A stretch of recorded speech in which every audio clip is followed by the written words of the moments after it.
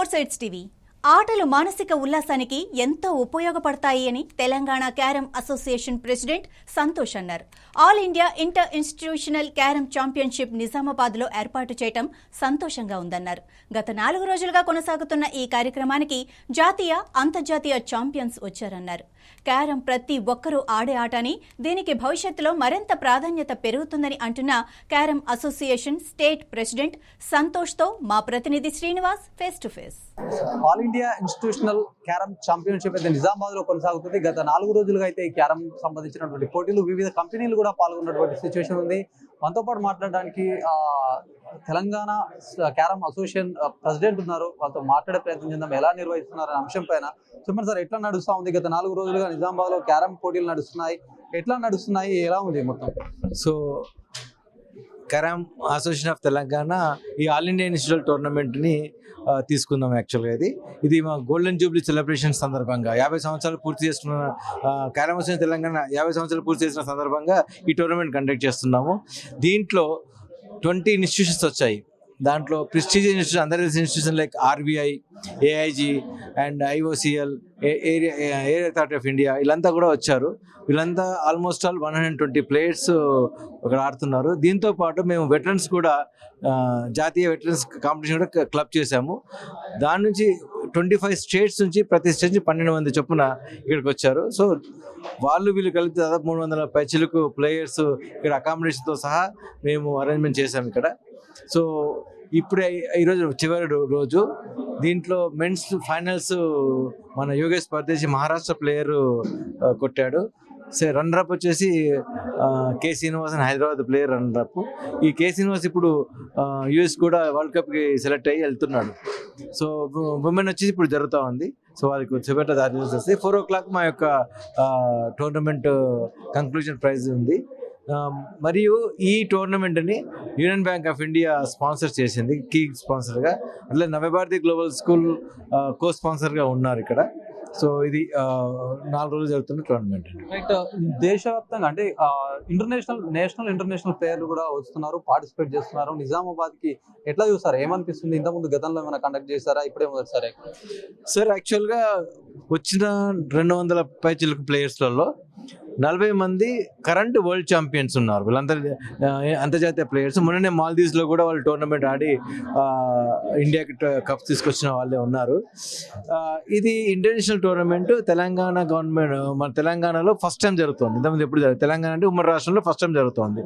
So దాన్ని మేము ప్రెస్టీజ్గా తీసుకున్నాము. దాంట్లో వేదిక నిజామాబాద్ తీసుకోవడం అనేది మాకు చాలా గర్వకారణంగా ఉండేది.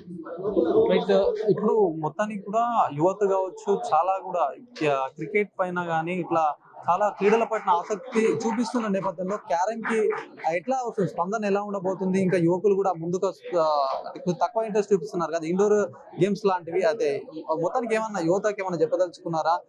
ఇంకా క్యారమ్ని బయట ప్రపంచానికి ఇంకా తెలిసే విధంగా ఏమన్నా ఉంటుందా? క్యారమ్ అంటే మొట్టమొదట క్యారమ్ అనేది మా India game, pure India game ఇది. దీంట్లో మనకు ఎగ్జాంపుల్ చెప్తే కరోనా టైంలో ప్రతి ఒక్కరు క్యారమ్ బోర్డు దొరకని పరిస్థితి వచ్చింది. ప్రతి ఒక్కరు కూడా క్యారమ్ బోర్డు తీసుకొని ఆడే పరిస్థితి అన్నట్టు.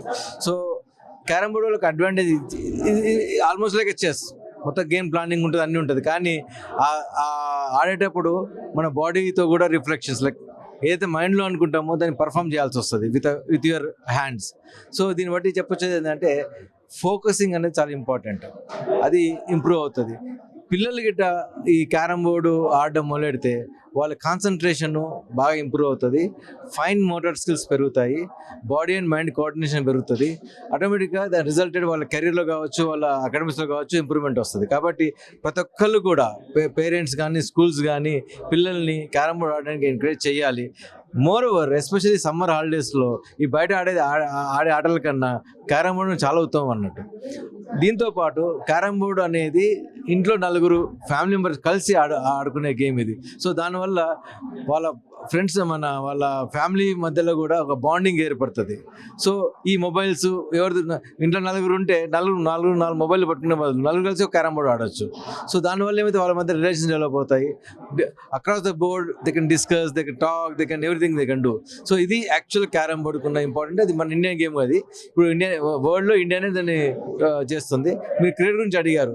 క్రికెట్ ఇప్పుడు ఆడితే మహా అంటే 10 కంట్రీలు ఆడతాయి ఆల్ ఓవర్ వరల్డ్లో. వేరాస్ క్యారమ్ బోర్డ్ 25 కంట్రీస్ ఆడతాయండి. సో ఫ్యూచర్లో నాకు తెలిసి క్యారమ్ బోర్డ్ చాలా భవిష్యత్తులో మంచి ఫ్యూచర్ ఉండే ఛాన్స్ ఉంది. చాలా మంది స్పాన్సర్స్ కూడా వస్తున్నారు. ఇప్పుడు దీనికి యూనియన్ బ్యాంక్ ఆఫ్ ఇండియా మాకు కీ స్పాన్సర్గా వచ్చినారు. అట్లనే పెద్ద పెద్ద స్పాన్సర్లు వస్తే దీని వాల్యూ కూడా చాలా పెరిగే ఛాన్స్ ఉందండి. ఇది మొత్తానికి కూడా బ్రహ్మాండంగా నిజామాబాద్లో నిర్వహించడము అది సక్సెస్ఫుల్ గా కంప్లీట్ అయిందని కూడా చెప్తున్నటువంటి పరిస్థితి ఉంది. ఏదేమైనప్పటికీ నిజామాబాద్ లో ఇలాంటి పండగ వాతావరణం అని చెప్పొచ్చు. స్పోర్ట్స్ సంబంధించిన వాళ్ళకి నేషనల్ లెవెల్, ఇంటర్నేషనల్ లెవెల్లో ఉన్నటువంటి ప్లేయర్లు కూడా వచ్చినందుకు గర్వంగా ఫీల్ అవుతున్నాము. ఇదంతా కూడా భవిష్యత్తులో పిల్లలకు కూడా ఎదగడానికి కానీ వాళ్ళు క్రీడలపైన మక్కువ చూపెట్టడానికి ఎంతగానో ఉపయోగపడుతుందని చెప్తున్నటువంటి పరిస్థితి. ఇది ఓవరాల్ గా ఉన్నటువంటి పరిస్థితి. కెమెరామెన్ సందీప్ తో శ్రీనివాస్, 4 Sides TV, నిజామాబాద్.